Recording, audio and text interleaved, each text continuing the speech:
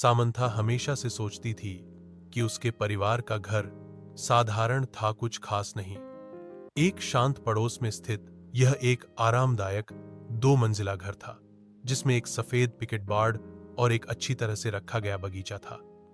फिर भी जैसा कि उसने एक दोपहर धूल भरे अटारी में घूमते हुए उसकी नजर कुछ असामान्य चीज पर पड़ी।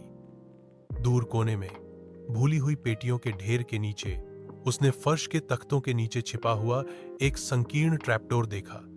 जिज्ञासा पर आश्चर्यचकित होकर वह घुटनों के बल बैठ गई और उसे खोला। नीचे स्थित छोटा सीढ़ीदार मार्ग एक धुंधले बासी सुरंग की ओर ले जाता था। दीवारें पत्थर से बनी थीं और एक हल्की ठंडी हवा अंदर से फुसफुसाती हुई प्रतीत होती थी। दिल धड़कते हुए सामंथा सावधानी से उतरी, उसकी टॉर्च अंधेरे को चीरती हुई। सुरंग उसकी उम्मीद से कहीं अधिक लंबी फैली हुई थी, पृथ्वी के नीचे मुड़ती और मुड़ती जा रही थी। वह हिला नहीं सकी। उसे ऐसा लग रहा था कि वह अतिक्रमण कर रही है, कि कुछ उसका इंतजार कर रहा था।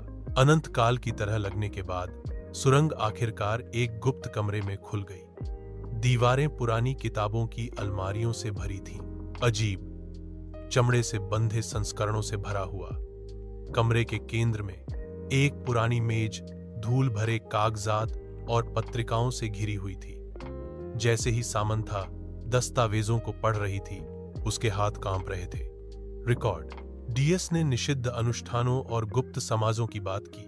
उसके परिवार का नाम बार बार उल्लेख किया गया। जैसे जैसे उसने गहराई से पढ़ा, उसे एहसास हुआ कि उसके परिवार का इतिहास गहरे रहस्यों से जुड़ा हुआ था। रहस्य डीएस दफन रहने के लिए था। उसने कुछ ऐसा उजागर किया था जिसे किसी को नहीं जानना चाहिए था, कुछ ऐसा जो पीढ़ियों से छिपा हुआ था। जैसे ही खोज का भार उस पर पड़ा, उसने सबसे हल्की सी आवाज सुनी। उसके पीछे से आवाज आई, एक फुसफुसाहट, धीमी और ठंडी। वह अकेली नहीं थी।